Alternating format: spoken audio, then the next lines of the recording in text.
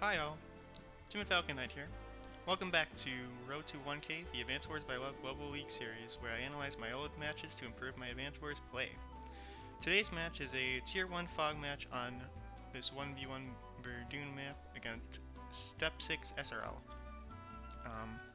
And the average rating for this level, the rating level for this match was around, I'd say around 850. So let's just go ahead and jump right into it. So let's start by taking a look at the map preview. So this is Verdun here. Now, Verdun is a pretty old map, dated all the way back to 2014, long before I started playing on this site. And as you can see here, the main production areas are for, I think, player 1 is up in the top left here, and player 2 in the bottom right down here.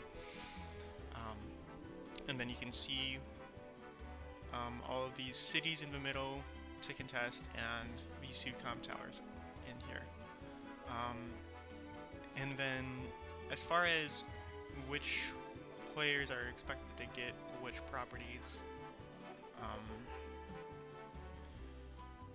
generally the southern comm tower goes to player 2 and the top one goes to player 1. This isn't a map like, unlike Hidden Edge from last week, this isn't a map in which you can really rush the comm towers, and that you'll see that as a mistake, for a big mistake for what I do later on. But mainly,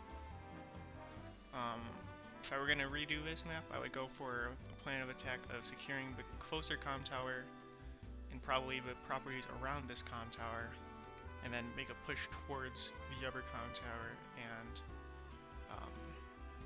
maybe the opponent's HQ, but it's as the opponent is really close to their production buildings here, that the HQ is really close to they can reinforce very easily. So I don't think an HQ cap is where you're gonna want is really gonna be the victory that you're gonna want.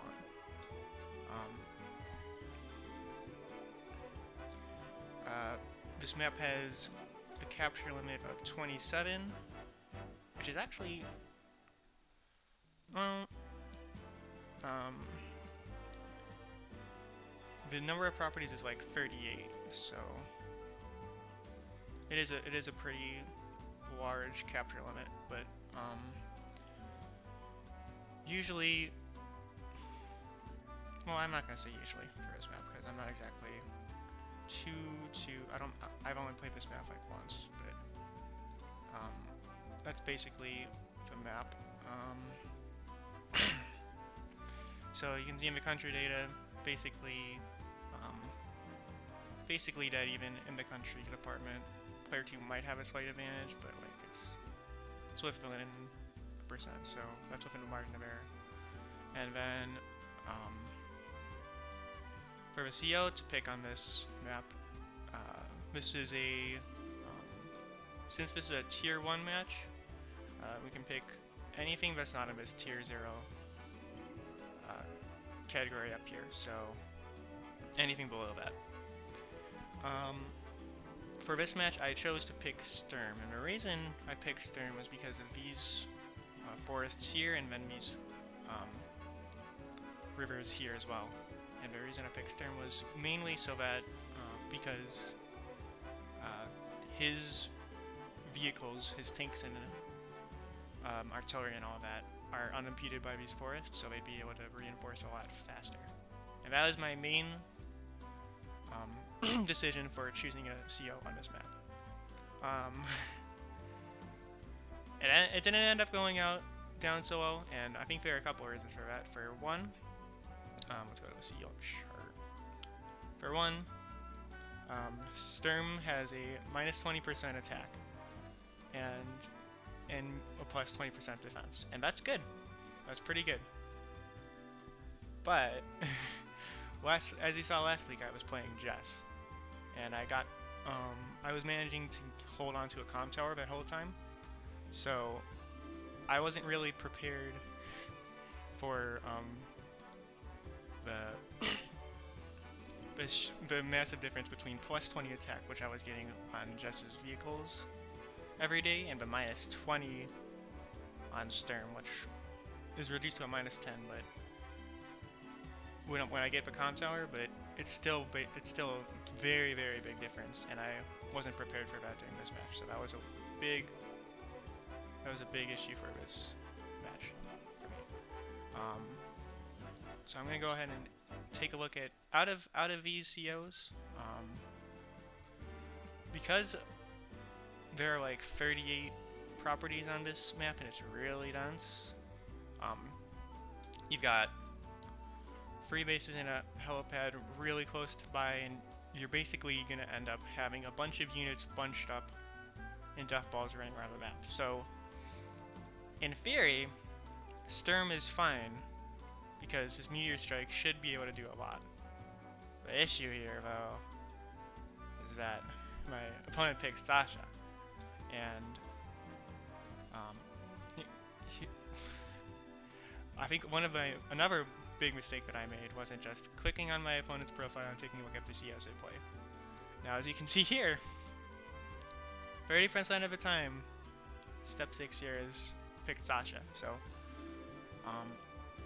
I should have been prepared for playing against Sasha for this map.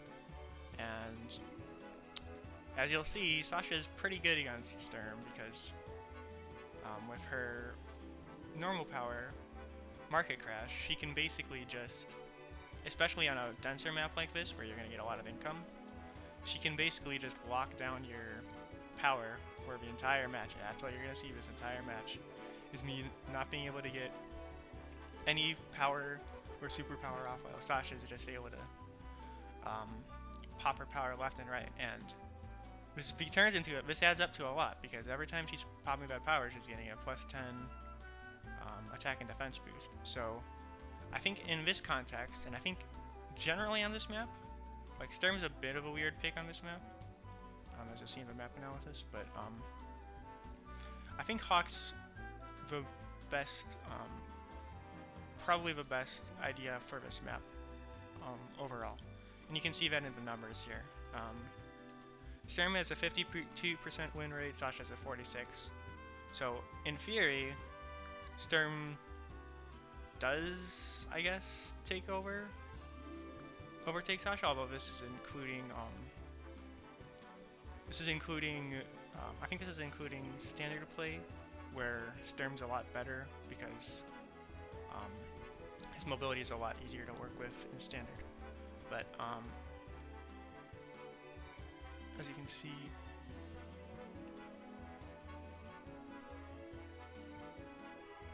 as you can see here, sorry, there's someone hacking the background slightly, so nah, I don't think you guys can hear me. Anyways, as the numbers are, Hawk has a 61% win rate on this map, and I think that's basically just because of how dense it is. So he's able to chew through a lot of stuff very easily. So that would have been the better thing, and especially if you know that you're going to be playing against Sasha, or you're likely to be playing against Sasha, Hawk is a much better pick than Sturm, because first of all, Sturm's normal power, I think I got off one of them. It wasn't very good. It's basically, if you know Rachel's superpower basically gets 3 of Sturm's normal power missiles for the same price. And if you go to the tier list, she's like 2 tiers below Sturm. So when you're playing Sturm, the attack and defense thing and the movement thing are both big things, but also his superpower is really what matters here, because it's going to be doing, it doesn't really, the 4 HP damage doesn't really matter. The 8 HP damage, well, that matters a lot. So, there's that. But if you, it also costs an arm and a leg. It costs, I think, like 10 stars. Whereas Hawk's super costs 9, and he has an actually fairly usable normal power, which only costs 5, compared to Sturm's normal, which costs 6. So, I think that's all of the prep work for this match.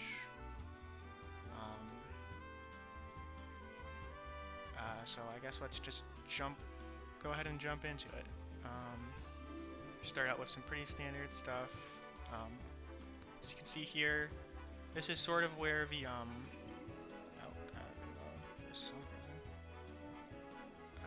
this is sort of where the player 2 gets an advantage, a slight advantage, because they get this base a little bit earlier, but it doesn't really matter too much in the grand scheme of things.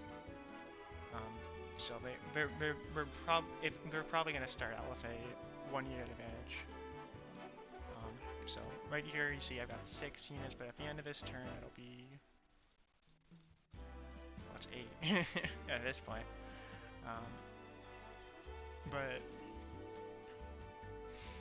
And then,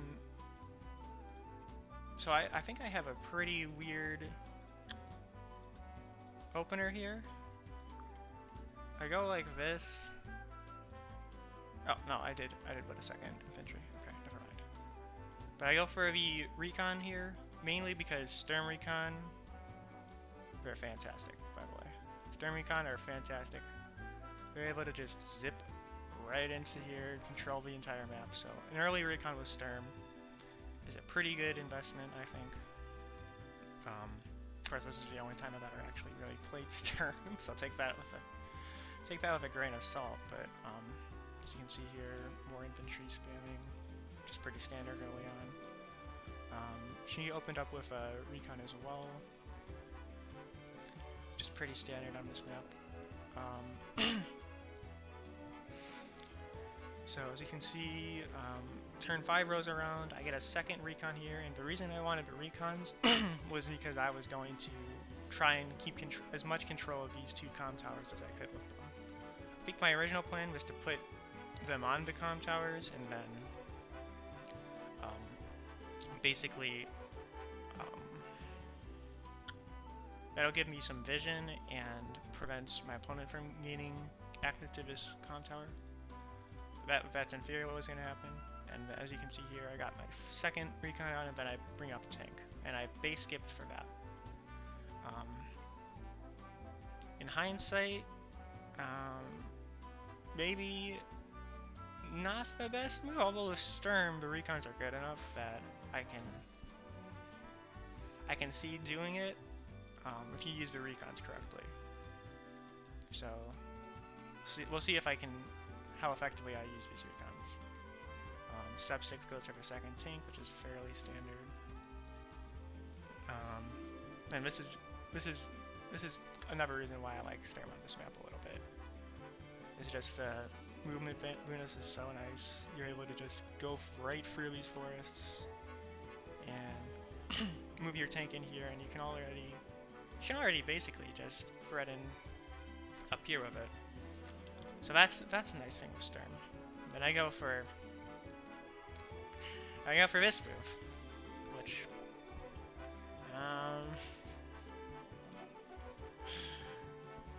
yeah, that's a thing that happened. So playing as Sturm, I don't know if you know this, but as I mentioned earlier, Sturm has a day-to-day 20% firepower loss. So to be clear,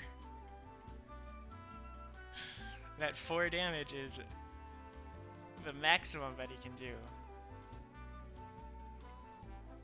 which is awful. It's completely awful. Even Andy can do 50%, and that knocks the HP on the infantry down to a point where I think it's if I use an infantry on a 5 HP, it's a lot easier to deal with than if it's on a 6 HP, as you can see here. It's actually possible to follow up and kill without any con towers. Which I will get my con tower in a little bit, but this move, this is part of the drawback of using Sturm, is that you can't really rush in too crazily with your recons like this, and the reason why you can't do that, I'm moving the first line units real quick here, and I get an artillery here, which it's never, it's a blessing and a curse, this artillery, but anyways, step 6's turn, moves in for infantry, and that's what happens to my recon. Take a nice fat hit from the tank, and it just gets that off for free, and literally does for free. There's not really any. Well, I guess maybe he could have moved in a little bit further with his tank if he wanted to, but because I have no backup here, he's able to just bonk my recon like this. Now on Hidden Edge, moving in with your recons and stuff was a lot more viable because of how small the map was. So you were able to really quickly reinforce with tanks and back up in the map. In this map, I just YOLO slag into this recon in here without any backup, and it does survive. It does survive, but I've gotten rid of most of the recon for what, a little bit of vision, and I didn't even. That's the other thing. I didn't even interrupt the cap. In order to interrupt a cap properly with recon, generally I think that you're going to need at least a 10% firepower increase. Usually more, to be consistent with it. And the reason for that is because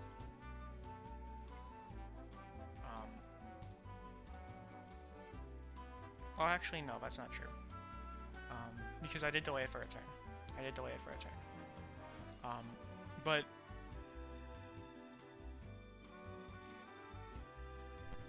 okay, mic still works? Okay, mic still works. Yeah, the headset turned off for a second there. Anyways, the reason why this is really bad is because he's able to just eat that hit with the recon, from the recon, and I'm not really costing him anything. Maybe he's exposing his recon a little bit, but his tank's not exposed at all, and it was able to just move in for free. So, and he's basically just gained more board control and all of that nonsense from that move. He goes for a third tank, which is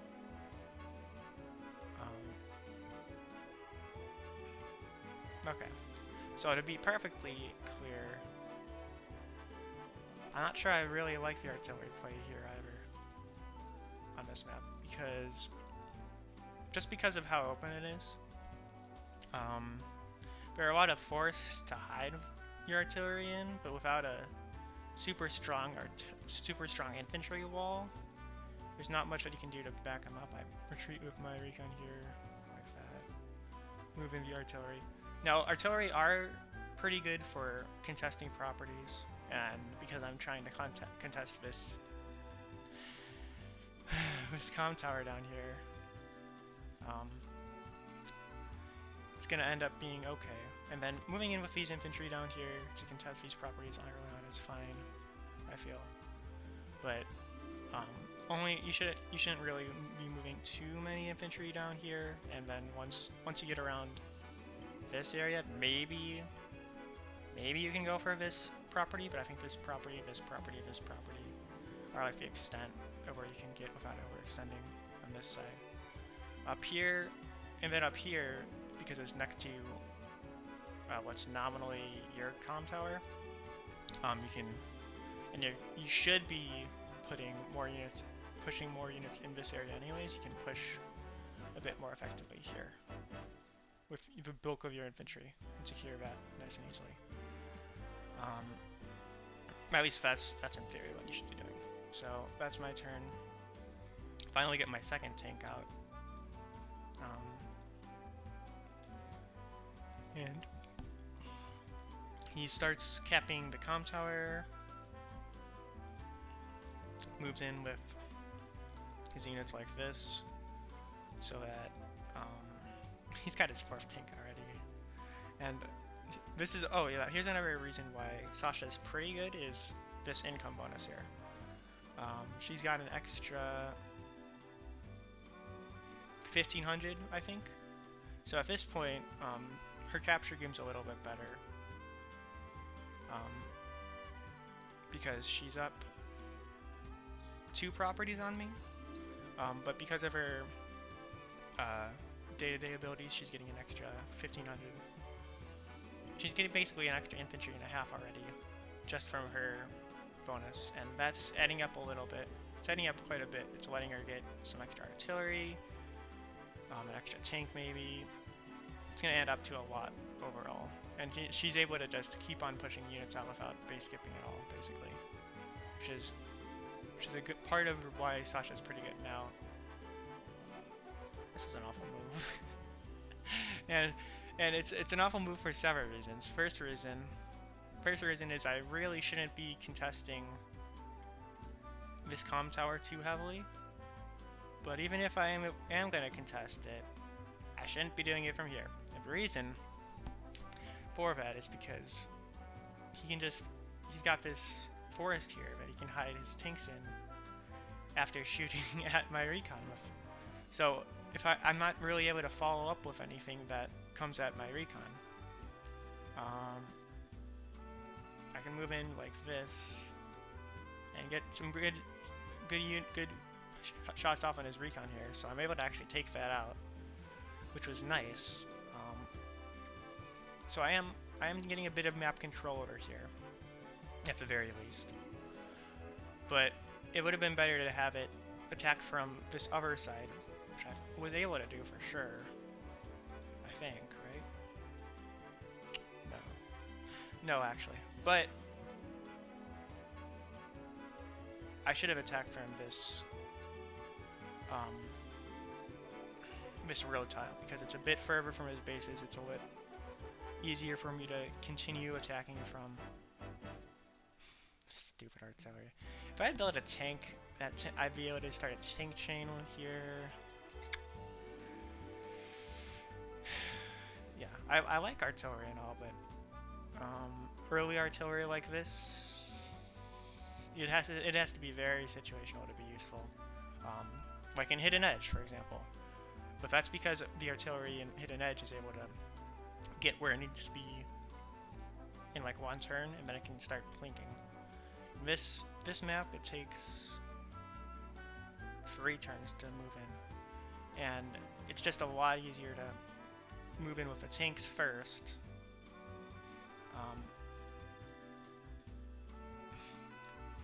And there's the anti-air coming out, which is day 9. It's pretty good. It's not a bad idea to get an anti-air out here, but I get the second artillery. Get the second artillery. Which it'll come into use a little bit, but honestly I think the tank's better here, because I think that the defense, Sturm's defense, because of how Sturm works, I think that his artillery are a bit weaker than his tanks, so just tank spamming is a lot better than doing this weird artillery thing that I'm doing here, and I think that's part of my build order here. It's been just awful.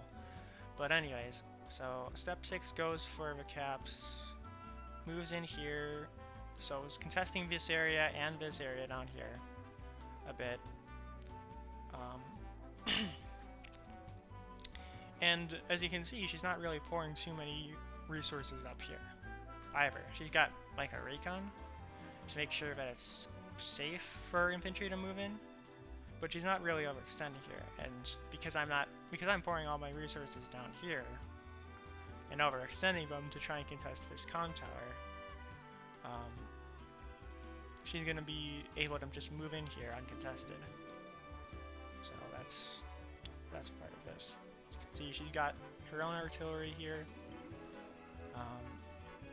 And actually, as you can see, anti-air was like perfectly on time to deal with a battlecopter, but well, we'll see if it's actually able to do its job.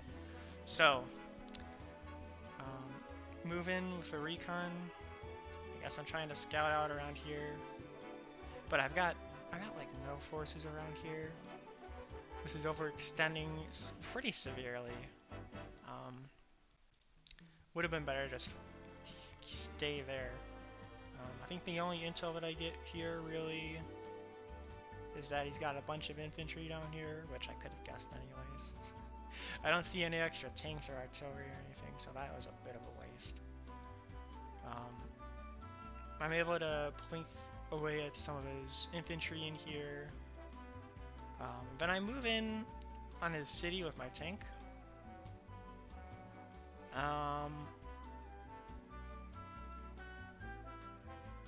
I don't know, I think this is fine. But it would have probably been better to attack his infantry from the comm tower. And the reason for that is a couple reasons. First of all, the comm tower is already overextending a bit. If I'm moving into this city, that's severely overextending because step 6 is able to just go 1, 2, 3, 4, 5, 6. She's able to reach this city a lot faster than the comm tower. Well, a whole turn faster with tanks from that comm tower if she needs to. So this is really overextended at this point. This is a little overextended. This is really overextended. The second thing is I don't really have any backup, and I don't really move in with my tanks either. Well, my one other tank either in order to really back up my tank here. I just leave it. I just leave it here, and I can't really go after anything that would attack my tank from here. Maybe I can attack stuff that attacks from this tile up here or this tile, but he's able to move in on and attack from these two other squares, so that's that's not that great. And again, if I was because of Sturm's defense, I think it wouldn't be that bad to attack from here into the infantry and just defend that comm tower if I would be trying to contest a comm tower like I am. But as you can see, the income gap, the unit gap is growing. Well, the unit gap isn't that crazy yet, but the income gap is growing at this point by a lot. She's 2 properties ahead of me, plus her income bonus, so and that's only gonna get worse from here on out. I'll tell you that much. So she's able to just get that off for free on what should be my strong side, by the way. I should be able to come in and just finish off with a tank maybe, and I should have a tank. I should basically just have a tank ready here to take out Fed Recon and punish him for overextending with his recon here, but I've got nothing in the area, and he's able to just move in like this because I'm pouring too many resources down here. So you can see he basically gets. So I will say, at the very least, Sturm's defense is good enough that this first engagement is okay, but to be fair, it's from a 6 HP tank, so basically a half health tank, attacking into a city, so that's not going to do too much by itself. Honestly, I think he should have probably attacked with his other units first, but I think what he was trying to do was try to save health on his healthier units, and then just have one really damaged tank, but then have a bunch of healthier tanks that hold on to their own damage, which I've been doing that a little bit recently as well. It's a trade-off really, depending on what you're looking for at the time, but I think this is a pretty good tactic because a 6 health tank isn't going to do well. a 6 health tank isn't going to be able to do too much more than a 3 health tank at this point. So there's that. And he's also got the artillery here, so he sees that I have the artillery here. So he's not going to be really able to attack from this square with one of his fuller health tanks. So anyway, so he's going to do that. He goes and contests the comm tower, and oh boy, this is about to get real messy. So he's moving his units in on the comm tower, and at this point I have the artillery here. So I figure, well, that's cool. You can go for the comm tower. I'll just flink away at it like I did last map with Jess, and I get a pretty disappointing amount of damage. Now, to be clear,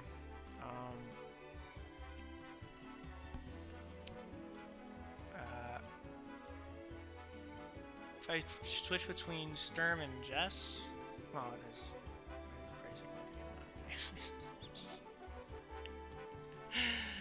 damage. This is why I don't really like artillerists.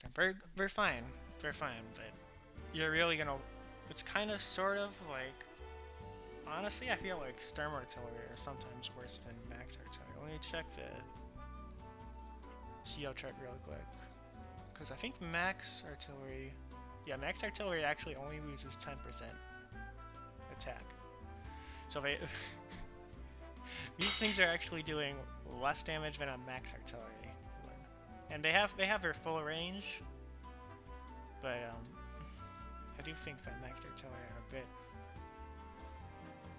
are they're a bit more useful than this, I've gotta say. So that was really disappointing. Then I move in here with my artillery like this. I'm kicking him off of my comm tower, which is fine, but now I'm kind of exposing my anti-air to stuff that he has over here. Which, if I had tanks over here, if I built more tanks, and I wasn't just funneling all my units to this meat grinder down here, it would be fine. But that's not what I did. Here I go for the attack here. I think it's probably better for me to go to the cap and threaten so that he has to go for it more, and I'm drawing fire away from maybe my armor units, but like honestly at this point there's not much else around here for me to draw fire from. I've got this tank here, got this artillery here, but that's it. I've just got infantry in here, so I'm not really. So actually I think this was fine, but like as you can see here,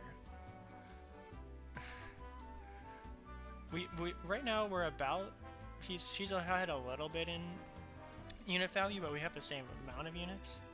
But the positioning, God, the positioning on this is just so different. It's so completely lopsided at this point. I go for a medium tank because I figure, well, there's a lot of tanks here. I'd better get my medium tank in here, but it's not gonna get in here in time to do anything. So as you can see, Staff 6 just has a field day over here. Takes a shot on my anti-air with a tank from the comm tower, and it doesn't do too much damage. It's still serviceable enough to do damage to battlecopters and stuff. But the issue here is that I'm getting distracted with my anti-air, because you really shouldn't be having your anti-air all by themselves. They should be protecting your tanks and your artillery. They should always be in range of your tanks and artillery. That was an artillery shot, I believe, so that's fine. Oh, I did have a tank in range, but it's on the comm tower, so it doesn't take. They're actually not taking too much damage. But as you can see here, already, just look at the income here. And this isn't gonna get any better for the rest of the match. So I'm gonna click through a little bit here, because at this point it doesn't really matter too much. But as you can see here, she popped her first market crash. See, I'm almost to my baby power, my useless meteor strike, but gone, all gone with one click. And that's because It's because Sasha's power is ridiculous. Especially against Sturm. Sturm just gets neutered by this. Sturm and Von Bolt get neutered by this pretty hard. But yeah, I keep on trying for it here, but I'm not really able to take much. She's got a medium tank here, which is able to reinforce a lot faster than my medium tank because of how close they are. Because I think they left it about the same time. No, she built her medium tank a turn later, but they're gonna arrive here around the same time. So again, clearly overextended here from me. Moves in with a medium tank, and because of the positioning here, she doesn't care. Her medium tank's not really in danger of anything. You can already see unit value, unit count dropping. She's got a bit of a death ball here. Her tanks, she's got another 3 tanks incoming to reinforce. I've only got maybe 1 plus my medium tank coming in soon, but she's got her medium tank here already. It's been over for a little while. Got my anti-air here, but she's got 2 battlecopters here. I'm not really able to do too much with my single anti-air at this point. I haven't built any battlecopters yet, which honestly they'd be pretty useful here, because she's got the anti-air to deal with it, so it doesn't matter too much. But I have to move in with a medium tank like this to try and contest this comm tower, because that's really all I've been doing this entire time. And honestly, at this point, even if I do take the comm tower, I'm so behind in income and value at this point, it's not going to matter. But I'll click through a bit more. Redo that error because I was clicking a bit too fast. But okay, next turn and reload, because oh yeah, they've got a transport copter. I bought a mech here, probably to try and reinforce here with a bit of a cheaper unit. No, actually I think I was trying to reinforce over here and deal with a tank with a mech, which it's always an interesting plan. And I only got like a couple of recon in here, and they're not really doing too much. She's having a field day against my recons over here. Should have had a tank here a while ago, but I've been pouring all my units into this death ball for no reason. Oh, and here's another thing that was bad.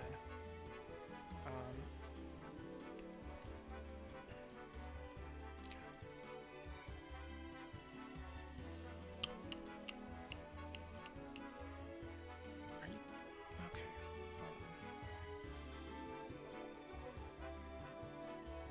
Alright, but as you can see here, I've got a 9 HP tank for this, medium tank for her. So it's her medium tank. I've even got a plus 10% firepower compared to what I would normally have. But I'm only able to get it down to 6 HP. It's just like, oh, well, that's unfortunate. And that's because she's got her plus 10 defense at this point from the superpower. Well, no, just her normal power. That's another reason why Sasha's pretty good. Is because she gets firepower defense bonuses all the time from that. But I'm moving up the rest of these units. This medium tank's never gonna get in here in time to do anything. It's been over for why did this? Okay. Anyways, I'm gonna just skip turns a couple of times. As you can see here, I fall back to this line over here, and I basically give up the middle, but it doesn't matter. She's able to retreat fat to there. Because the areas that are contested really aren't where my units are. She's moving in to reinforce down here and counteract what I've got, what little I have left over here. I've got what? 2 tanks, a couple of artillery fuses. Look at all of this. She's got like 6 tanks here. Like, I'm not able to do much against this with the 2 artillery backing them up too, because I've got a couple medium tanks. Medium tanks are, in theory, worth about 3 tanks each, but with all this artillery here, I can't move in at all safely. So I make this move. I think this was like the last ditch effort, but she comes in real hot. Gets another power off, I think. So look at all that. Look at all that power meter moving so close, and boom, denied. Just denied. At this point, I'm just like, oh, okay. I'm trying desperately to do as much as I can here. I'm finally able to actually start making some headway in the top right here. That's not gonna last long because all I have here is a recon, and I'm needing to pour all my resources here. So tanks are going right into this meat grinder and dying immediately because how gets another power off. Sasha is so annoying to play against when you have a large power meter like this. Man. But at this point, honestly, one of my medium tanks dead. You ever had medium tank half dead? Look at all this. Look at all this. I just can't do anything at this point because I spent too much of the early game just throwing stuff mindlessly into the meat grinder, getting it killed for no reason. She's got her second medium tank. Well, I got my third, but it's not gonna really do much. I let it take this property, but that's about it without any tank backup. Moves in, basically overruns my artillery and my infantry line. Starts taking shots at my medium tank with his infantry, which is hilarious. But like I can't even move in with this anti-air because he's got so many units around here. And here I finally like, oh my god, I can finally find my meteor strike. It's gonna do a lot. And I mean, it did something. But like, it's not doing too much. And he's got a bunch of stuff to reinforce with. He's got the income lead. It's got basically double my unit count at this point. It's been over forever. So I think if it, yeah, I just forfeit here because it's been over. Like if you're at the point where you're getting overrun, so you're starting to get overrun next to your base, and your opponent's able to start moving in with all of your units and overrun and overextend like this, and you're not able to do much about it, you've lost. You've lost so badly. And she's been taking some casualties and stuff, but she's able to reinforce pretty easily. So that was a pretty well played game on her part. I will say, I think that if I were playing Hawk, I would have had a bit of an easier time because I'm just gonna go reset this match. I think that, although she did do a really good job managing my power meter, but here it was kind of close to a Hawk. Let's see. No, I would have gotten. I would have been able to pop. At the end of this turn, I would have been able to pop. Oh no, wait, no, that's 4. I can't do math for some reason. So not there, not there, not there, not there. Okay, maybe it's a little bit worse than I thought. But here I would have had more than enough to, although at this point it didn't matter. So, but the attack bonus would have been, I think the attack bonus would have helped me out a lot more for what I was trying to do, even though what I was trying to do was really dumb. Because there was a lot of overextension and stuff. But yeah, that's that match. Guess my main mistakes here were going for the comm tower too hard and overextending, severely overextending in this match, and not taking the income seriously at all. I should have gone for at least this area, because at this point she's only like 2 properties ahead of me. If I had gone and consolidated, taken this area, and then just pushed down like this way or down here, maybe, it would have been a lot closer. If I hadn't just thrown my units into the meat grinder for no reason, I would have been doing a lot better too. But yeah, that's about all for this map. Next map is gonna be a high funds match. So I think this is the only high funds match that I've actually done in Global League so far. So that'll be fun. It's basically an 800 level match, so it'll be a little less relevant, I guess, but it'll be a high funds match, so that'll be fun for next week. Yeah, I think that's about all I have for this week, so peace.